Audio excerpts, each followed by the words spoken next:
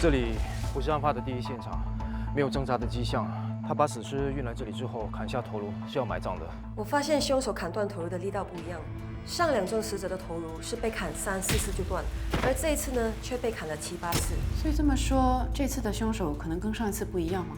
他的嘴里灌满了浆糊，依你看，凶手是什么用意？凶手也许是一个痛恨嚼舌根或者是啰嗦的女人，所以在对方死后灌浆糊，希望黏住对方的嘴巴，让他做鬼都不能说谎。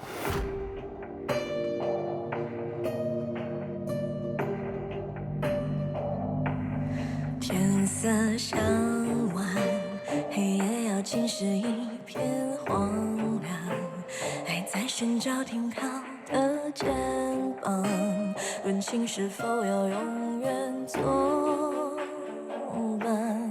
云里月光，散发着看不透的光芒，还在梦里想着请召唤，谁的心迷失了方向。心路一步一步在回转，心事一串一串看不穿，好想靠近了，却又遥远的渴望。心情一起一伏越迷惘，心声一字一句轻轻唱，人心挣扎，继续探访生命真相。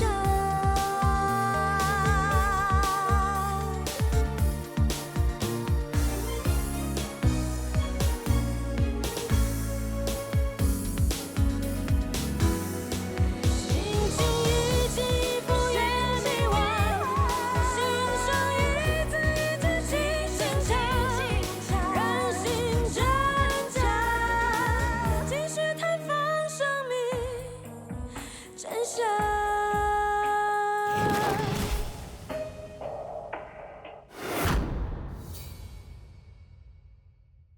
原来遇害的女孩子都有躁郁症，而且他们看同一个心理医生，就是郭永元。知道了。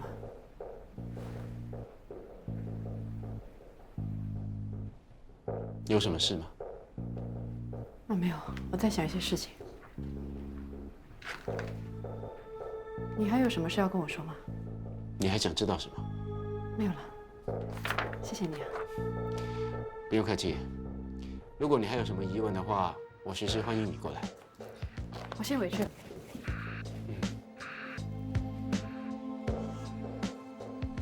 这个郭永元的身份不简单，表面上他只是一个心理医生，其实他是几年前刚退休的黑社会大头洪老大的样子。洪老大，这个洪老大是谁啊？为什么你们听到名字会有这样的反应？你入行的时间短，你没有听过。洪老大本名洪立达，是江湖上响当当的人物。当年靠洗黑钱和走私发家，稳坐江湖第一把交椅。虽然现在已经金盆洗手了，可是影响力还是很大。真的有这么厉害啊？你们别看他和蔼可亲的，他这个人狡猾得很。每次抓到他都因为证据不足，我们必须放他。那洪老大还有一个亲生儿子叫洪金荣，这个人平时喜欢惹祸闹事，每次都是由郭永元出来替他摆平，而且两兄弟的感情非常好。这样听起来，郭永元的确是有问题啊。他要是问心无愧的话，他又何必隐瞒这些受害女子都是他的病人？他这么做就是摆明他心中有鬼。不过站在医生的立场，他的确是有责任替他的病人保密，我们不能单凭这一点就怀疑他。没的，你相信他的话。事情发生的太巧合，当然我们不能排除他涉案的可能性。喂，知道了 ，Madam， 有人报案说女朋友失踪了。陈星先生，你跟诗苑交往多久了？已经3年了，我们在这里租了一间小房间，一起来这里打工。那请你告诉我他是怎么失踪的。3天前，我们吵了架，是为了件小事情而吵。他一气之下就跑出去了，到现在都还没回来。他会不会是去了朋友的家？我们都是来自东马的，在这里除了我以外，他都没有其他的朋友。有没有可能是回家了？打过电话了，他都没回去。那你为什么要等3天后才来报警呢？虽然他的脾气很坏，我们经常会为了一些小事情而吵架，可是每次吵完之后都会没事的。这一次，我以为他是故意要气我，所以没放在心上。可是都已经过了那么多天，他都还没回来，开始觉得有点不对劲，而且打他电话又打不通，他从来不会这样的。其实他有轻微的忧郁症，我担心他会做傻事。忧郁症？那他有没有看心理医生啊？有，你认识那个心理医生吗？好像是姓郭的。郭永言？对，就是他。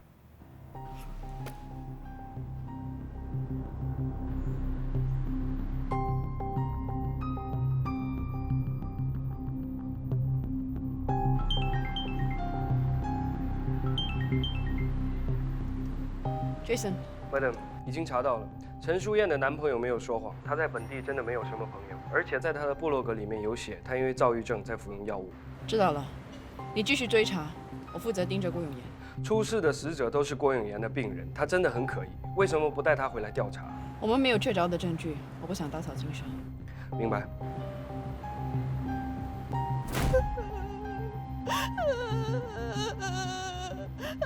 小姐，那边危险，你快过来啊！你不要过来，你再过来我就跳下去。好好好，你别冲动，别冲动，你冷静一点。有什么话我们好好说。你这么做不值得，你过来吧。我们已经打电话给你老公了，他很快就会过来的。你不用骗我了，他因为那个女人已经几个月没有回家了，他不可能会来啊！他不要我们两母子啊！我到底做错了什么？为什么还要这样抛下我们？我明白你的感受，但是你想想你肚子里的孩子吧，不要这么做。你过来。大嫂，你冷静点。你还记得我是谁吗？你是谁？我是你老公的朋友，我们曾经见过一次面，你不记得我了吗？我不认识你，你走开！我真的是你老公的好朋友，是他打电话叫我过来找你的。不信的话，你可以看看这个，这上面有他的签名。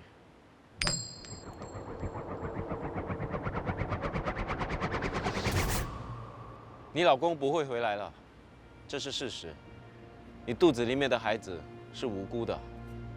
现在，你慢慢的走过来吧。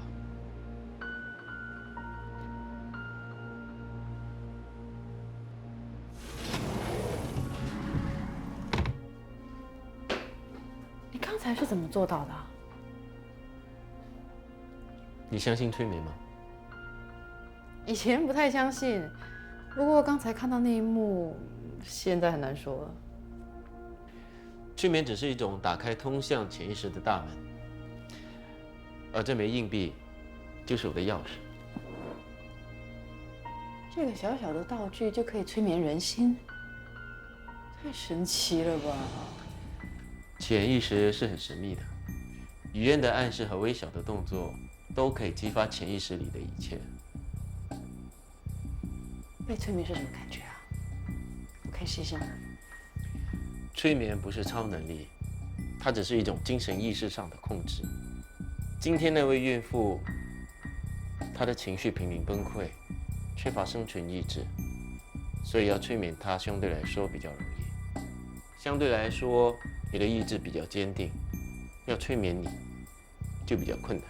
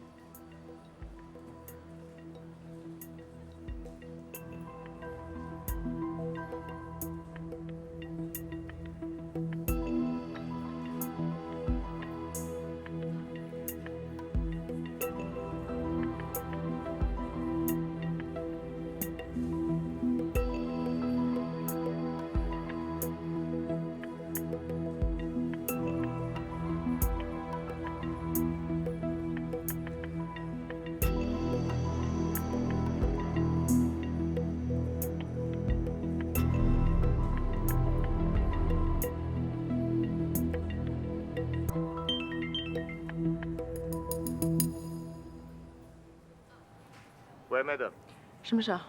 陈兴刚打电话来说是有人绑架了苏燕，还收到了对方的勒索电话。好，我马上回来。你放心，我们一定会帮你的。啊，Madam，陈兴今天下午接到一通电话，对方自称苏燕在他们的手中，如果要他平安无事的话，他就得准备10万赎金，明天再和他联络怎么交易。你们一定要救我女朋友啊！你先别紧张，至少我们可以确定你女朋友现在还活着。明天你就把钱交给对方，我们会在旁边跟踪还有部署。她真的会没事吗？你要对我们有信心吗？你现在就先回家吧，我们一会儿会派人过去部署一切。拜托你们了。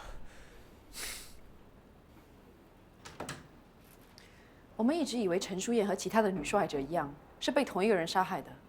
但是如果是同一个人，他不会打电话来勒索。看来我们搞错了。Madam， 其实我在想，是不是还有另外一个可能？郭永言，陈叔说的没错，我看过一些推理小说，里面的人物往往都会出乎你意料之外。就算是心理医生，也可能是心理变态。要不然，为什么那么凑巧，每一个发生事情的人都跟他有关？子亮，现实是不能和推理小说混在一起谈的。可现在我们掌握的线索都指向了郭永年，你真的不觉得他有嫌疑吗？当警察最忌讳的就是先入为主，这样会影响我们的判断。我们不能单看表面的证据就断定谁是凶手。现在救人要紧，5分钟后到我办公室开会。Yes, Madam。喂，妈。安妮呀，家里发生了一些事情，你赶快回来吧。发生了什么事啊？等你回来再说，快点啊，妈等你。妈 ，Hello， 妈，妈，发生什么事了？你回来的正好，来，过来吃饭。爸，发生什么事了？别急，等你妈出来再说吧。今天是什么大日子啊？我和你妈可是算准了黄道吉日啊，今天议和。这汤啊，我熬了整个下午，一定要多喝哦。你们这些年轻人啊，整天只是顾着工作，随随便便就当是一餐了。外面的食物啊，味精多，还是家里煮的比较有营养。文杰，以后要多来我们家吃饭。哦。文杰为什么会在这里啊？哎，不要问那么多了，人都到齐了。来来来，坐下吃饭，吃饭吃饭。哎，文杰，坐。哦，坐吧。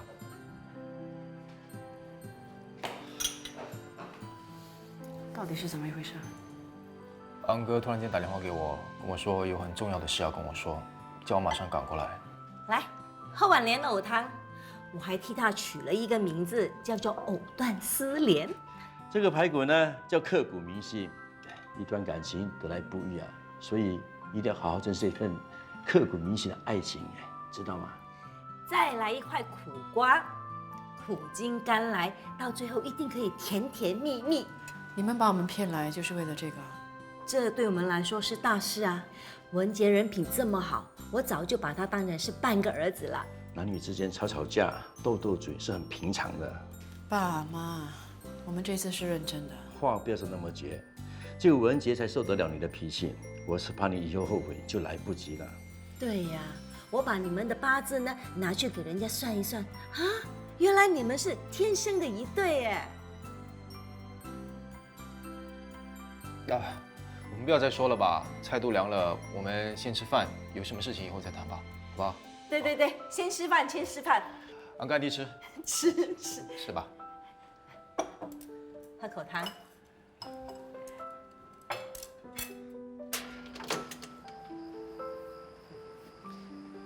对不起，我爸妈他们就是这样。没关系，他们只是关心你而已嘛。对不起，我向你保证不会有下一次。真的没关系，你工作这么忙，整天不在家，如果我陪他们吃饭能够让他们开心一点的话，我真的不介意。你这样太麻烦你了，我真的很不好意思。哎，你是不是有什么心事啊？那起无头尸案到现在还没有线索。你最好小心一点，变态狂的思想还有行径是无法预料的。你这是关心我吗？我们还是好朋友，不是吗？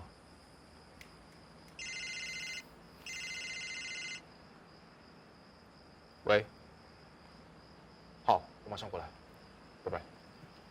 我有事先走了。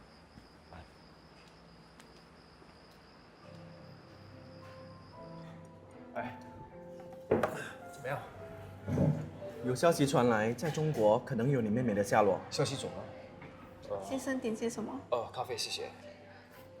我在那一边有位同行的朋友，这些资料是他给我的，名字、年龄都一样，也是叫梁慧欣，26岁，身世和背景和你所提供的都很接近。慧欣应该在美国，怎么会去中国的？根据资料上面说，他10多年前从美国跟随父亲去到中国发展。自从父亲病死了过后，那段期间他就过着颠沛流离的生活，相信一定吃了不少苦头。他为什么不来找我呢？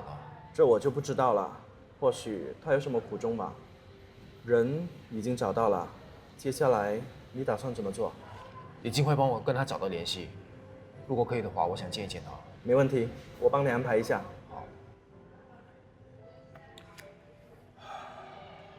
好不容易有你妹妹的消息，你怎么看起来好像不大开心啊？这些年来，每一次我以为真的找到妹妹的时候，每一次都是失望而归，所以现在不到最后一刻，我也不敢妄想，你们又在失望。说真的，像你这么坚持又有毅力的人，我还是第一次遇到。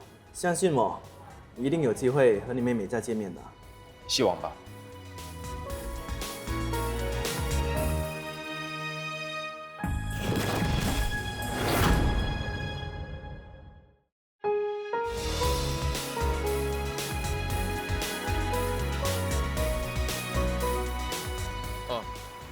知道了吗？我很快就会回到家。好，拜拜。没事吧？先生，请你帮帮我！臭傻妈，看你要往哪跑？喂，你们是什么人啊？你又是什么人？我是他朋友，这里大庭广众，你们不要乱来啊！朋友，这个女人欠了我们一大笔钱，你是她朋友，是不是你来帮她还债啊？他欠你们钱，总共3万块。你说什么？当时我帮我朋友做担保，他才跟你借8000呢。利息不用算了，你朋友现在跑了，这笔钱你不还，就想走。哎，小姐，这就你不对了，你欠钱就要还钱嘛，这是天经地义的事。看他们当大龙的也不容易，很辛苦的。怎么，你不够钱还？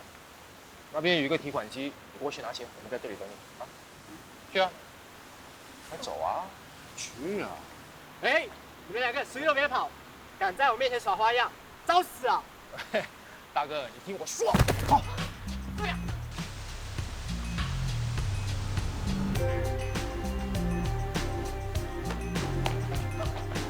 欠钱不还还想跑，给我走！走开！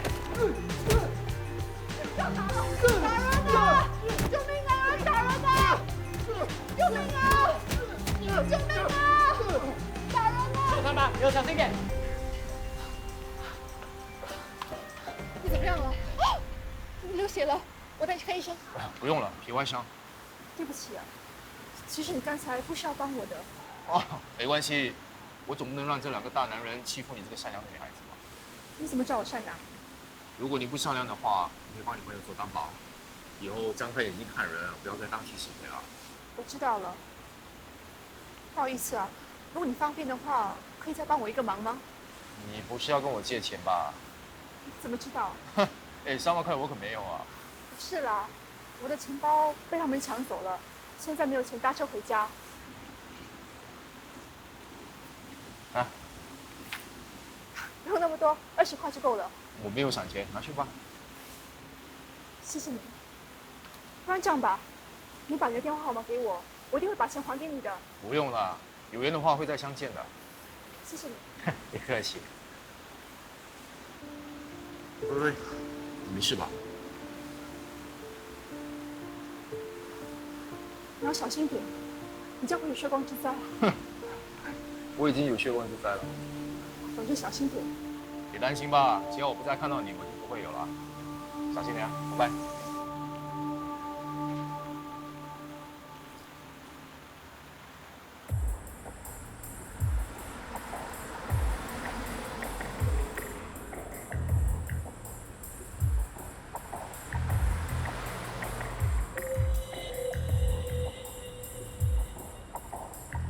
他怎么那么久都还没打电话过来？你镇定一点，他要钱的话一定会打给你，你就照着他的指示做，其他的交给我们。知道了。Madam，有状况。提高警惕。请问地铁站怎么走啊？就在前面。就往那边啊。好，谢谢。没事，只是问路。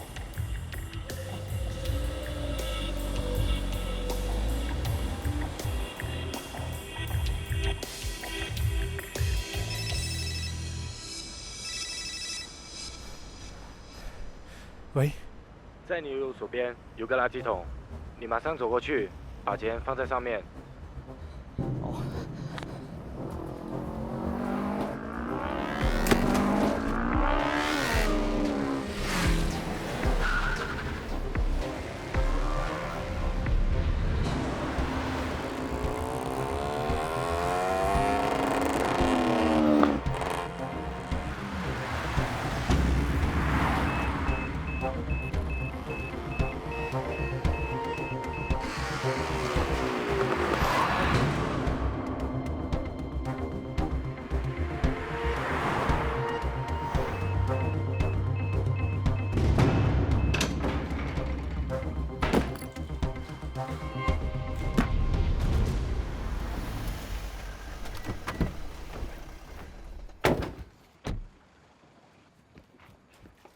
确定歹徒的位置在里面，大家小心一点，等我的指示。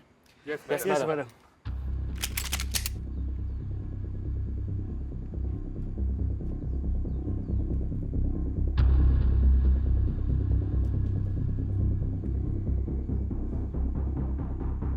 大家准备好，行动！警察，去找人质。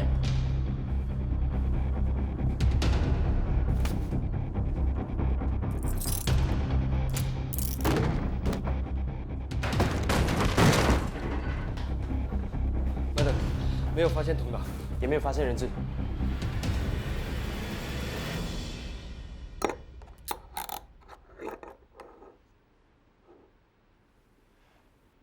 人质呢？我不知道。你不知道？那你知不知道绑架是很严重的罪行？我们可以直接控告你的。我真的没有抓他，我只是想趁火打劫来赚一笔钱。那你怎么知道书院不见了？如果你继续隐瞒，影响我们破案，找到是书燕尸体的话，我们就可以控告你杀人。其实我注意他很久了，可是又不敢接近认识他，所以就在他家对面租了个单位，一直监视着他。那你每天都有监视他吗？偶尔。案发当天你看到什么吗？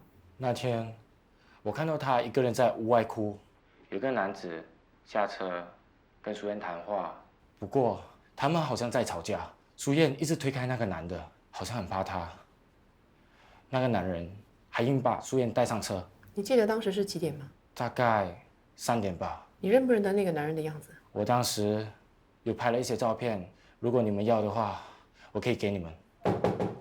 进来。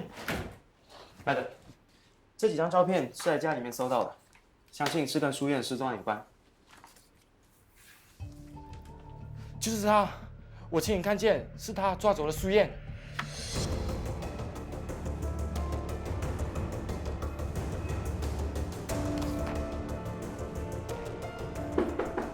Come in。Dr. Ko， 他们。郭有言先生，你涉嫌一宗少女失踪案，我们有理由怀疑你绑架了一名叫陈淑燕的女孩，请你跟我们回警局一趟。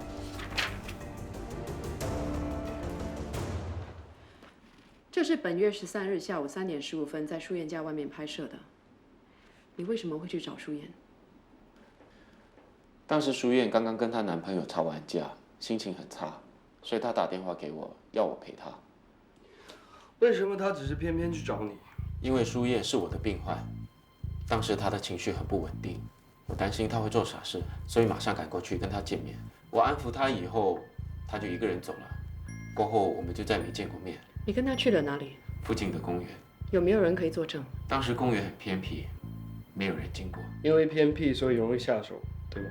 淑燕说她想一个人静一静，所以才带她去那里。我们有人证可以证实，你硬要把她带上车。那个人是不是看到我把淑燕打晕，然后把她带上车呢？如果没有的话，又怎么可以说是我硬把她带走？一个人愿不愿意上车，我相信你们应该可以分辨得出来。我们查到这些女死者都是你的病患，为什么之前你不跟我们说呢？我要保护我客户的隐私，每个病患都有不可告人的秘密，我不可以随便透露他们的资料，这是我的职业操守。职业操守并不能成为你为自己辩解的理由。信不信由你。你们真的是捉错人了，我不是色魔，也没有杀人，你们别浪费时间在我的身上。你有没有杀人，我们查过以后就知道了。你病人的资料除了你之外，还有谁看过？病人的资料都是机密，连诊所的员工也不能看。有没有可能被偷看呢？这可能性并不大，因为所有的资料都在我电脑里面，电脑的密码只有我一个人知道。那你有没有换过电脑，或者是把电脑送去维修之类的？大概在半年以前，我曾经找人修理过我的电脑。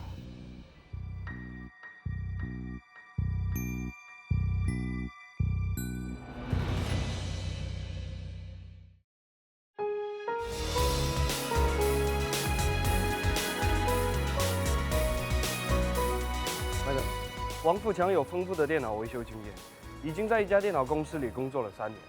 我问过他的同事，他们都说王富强这个人性格孤僻，不喜欢跟同事打交道，特别是女性同事。3个月前他就离职了，原因是因为跟女同事吵架。这里是他公司给我的地址。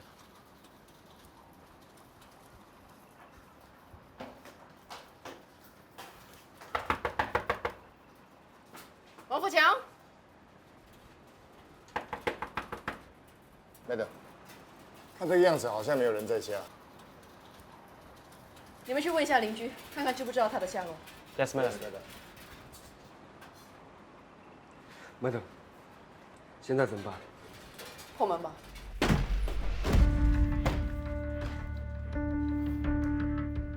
到处看看吧。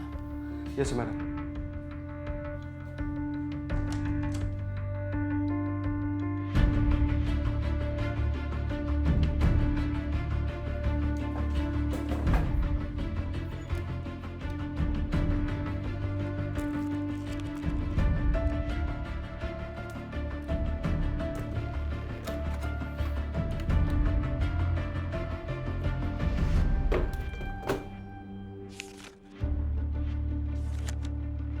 Madam， 这些简报是我刚找到的。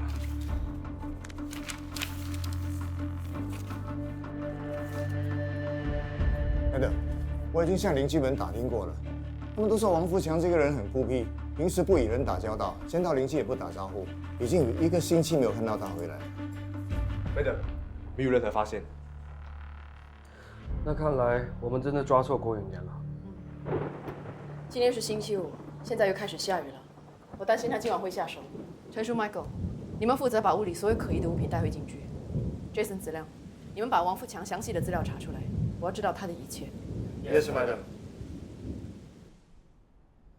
Madam， 王富强28岁，单身，父母双亡，已经自己一个人生活工作很久了，个性孤僻，不喜欢与人交往。但是他在社交网站上开了一个户口，还上传了不少照片。不过近几个月他没有上传新的照片了。我也在王富强家中找到一个专业摄像机和一些镜头，看得出他这个人平时很喜欢拍照。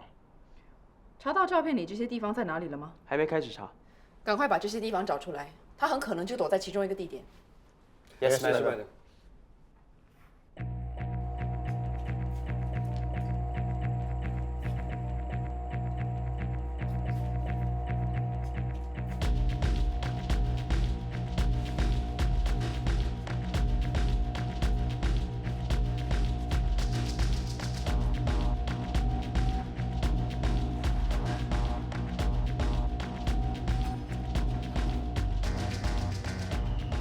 里面有人。上。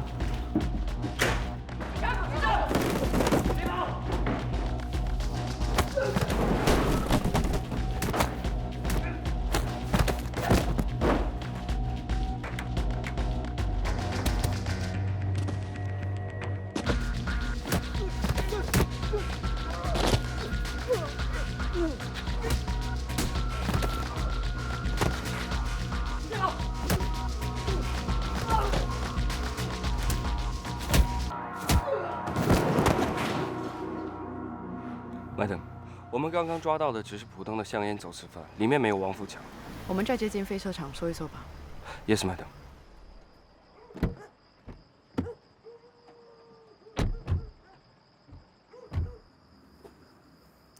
大家分头找。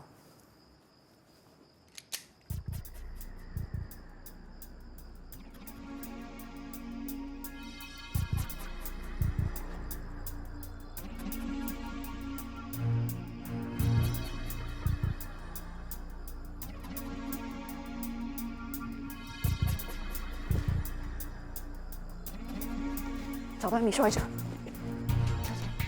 小姐，小姐，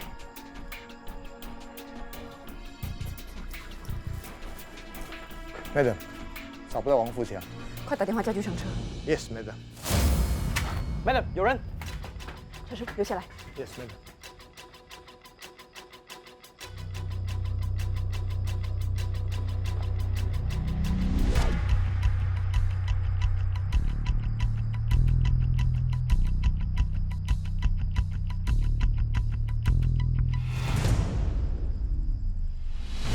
别动，把双手举起来。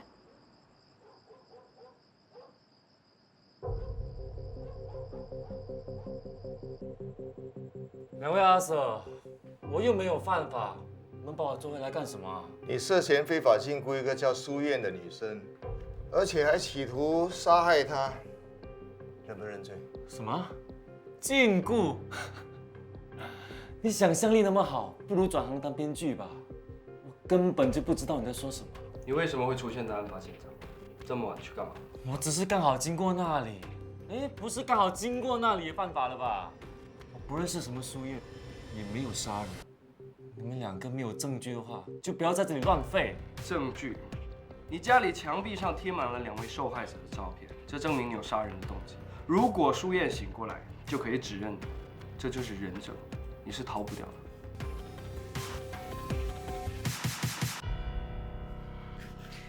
蔡医生啊，他怎么样？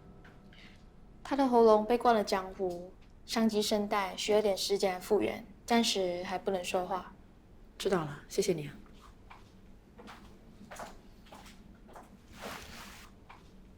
陈淑燕小姐，你好，我是重案组的高级督察赵安妮。你觉得怎么样了？你还记不记得整件事情的过程啊？好，那我问你一些问题，你只需要点头或是摇头就可以了，可以吗？ 我们已经抓到绑架你的人，请你看看是不是这个人。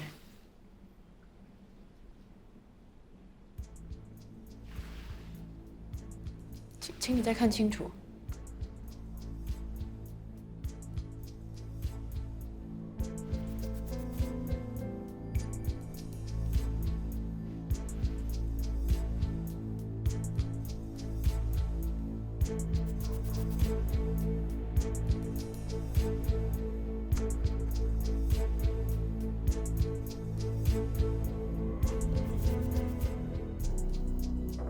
进来。Sir，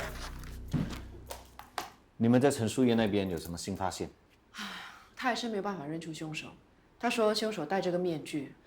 我们在废弃车场外逮捕到一个叫王福强的。根据种种的迹象显示，包括他家里的简报，还有他出现在陈淑燕遭非法禁锢的地点附近，我们有理由相信他就是这几宗案件的凶手。不过这一切都只是你的推测。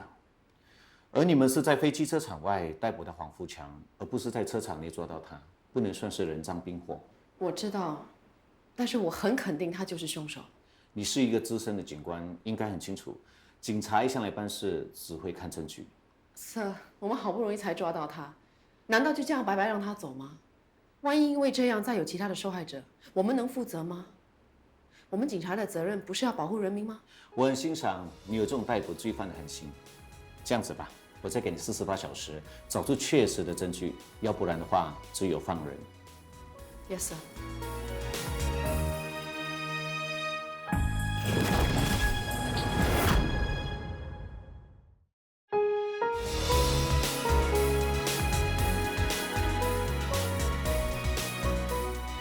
所以你来找我们是要取消离婚协议？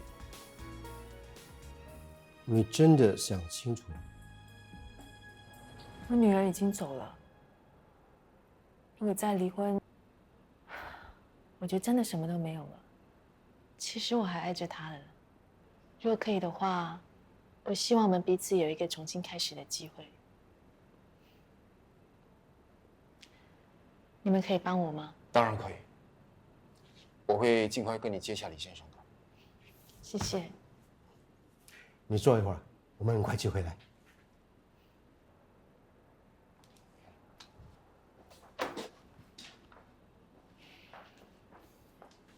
什么事啊？你有没有搞错啊？干嘛鼓励他们复合？这种情况之下怎么复合？客户都已经开口了，我们总得试一试吧。我们是律师，我们不是婚姻协调员。再说啊，一段失败的婚姻啊，不是单凭外人3言2语就能够解决的。这种吃力不讨好的东西做来干嘛呢？我看你是担心收不到你的离婚手续费吧？哎，你认为我是那种市侩的人吗？啊哈。OK， 我不跟你争辩这个问题，但是我坚决反对。李太太已经很可怜了，你还要拆散他们？你真的要看到她孤苦伶仃吗？你不认为你自己已经被感性冲昏了理智吗？你不要帮她，你自己去拒绝她，不要推在我身上。有什么损失你自己负责。哎，这臭小子啊，想威胁我，你最好想清楚啊！我不用想的。啊！这叫做有钱不赚，遭天谴呢。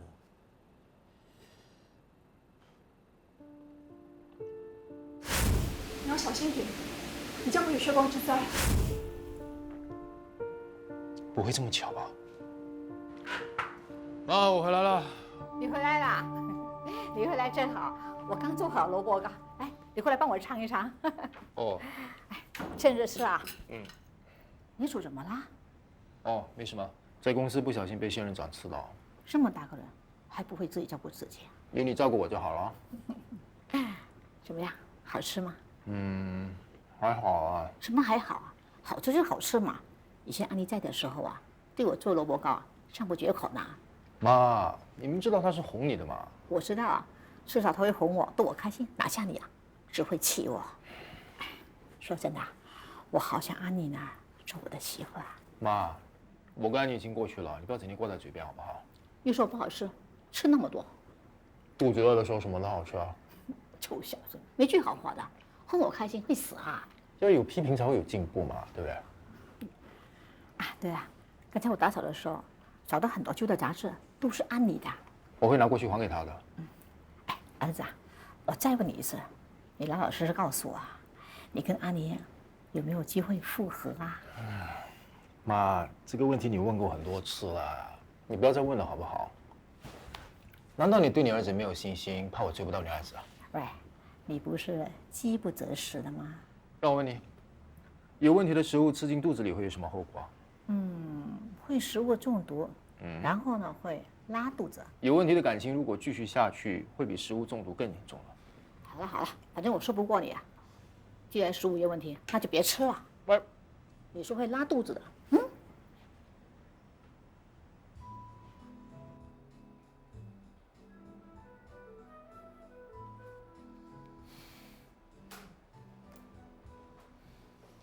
哟 ，Madam， 怎么一个人在这里闷着啊？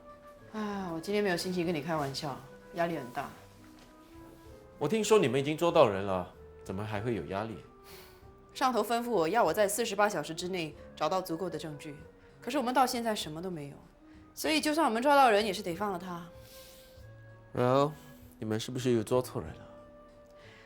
你还对上次的事耿耿于怀啊 ？You know, I know. Anyway。OK，I'm sorry。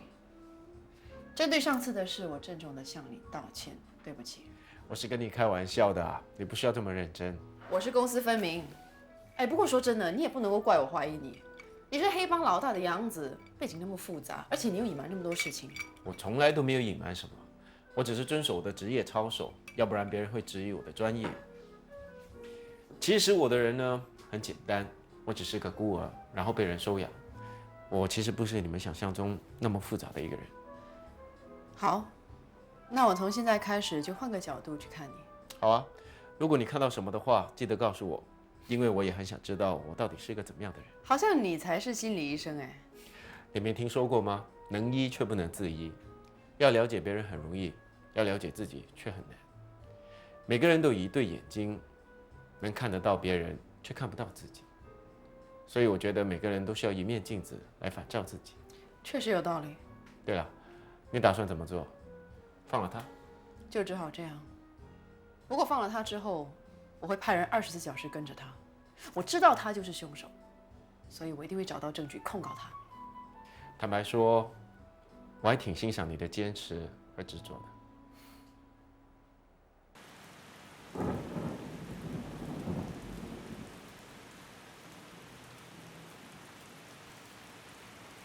那么巧啊！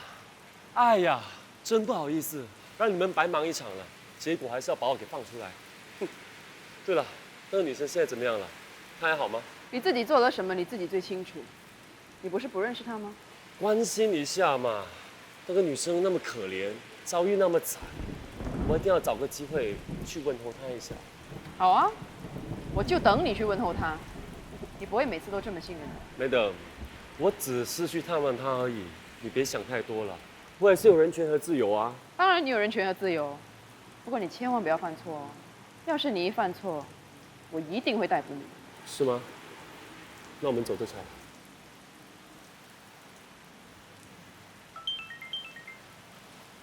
哎，你烦不烦呐？一天要打几次电话过来？你要什么？哎，你是脚残了不能走路吗？你不可以自己送来我家吗？哈！哎，我跟你说啊，我这个人很忙的，我没有空理你这个无能的窝囊废。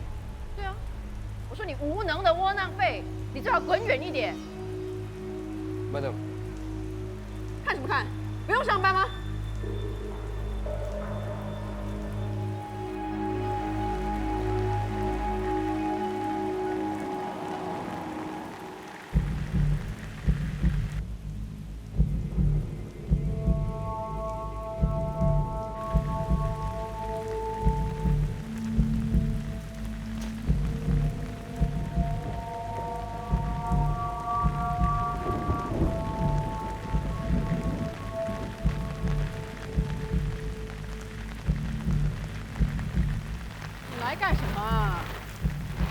妈做了萝卜糕，她知道我要把东西给你，顺便叫我拿过来。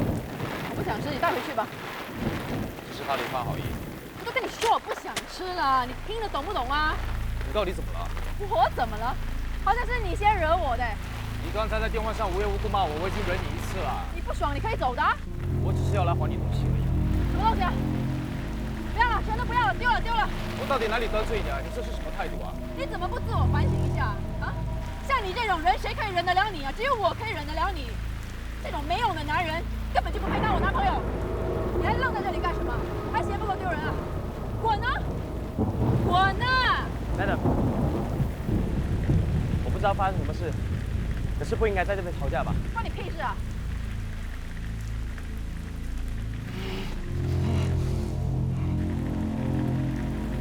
你发什么神经？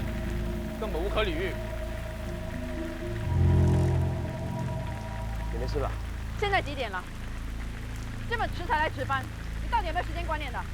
下次再这样，不要当警察了。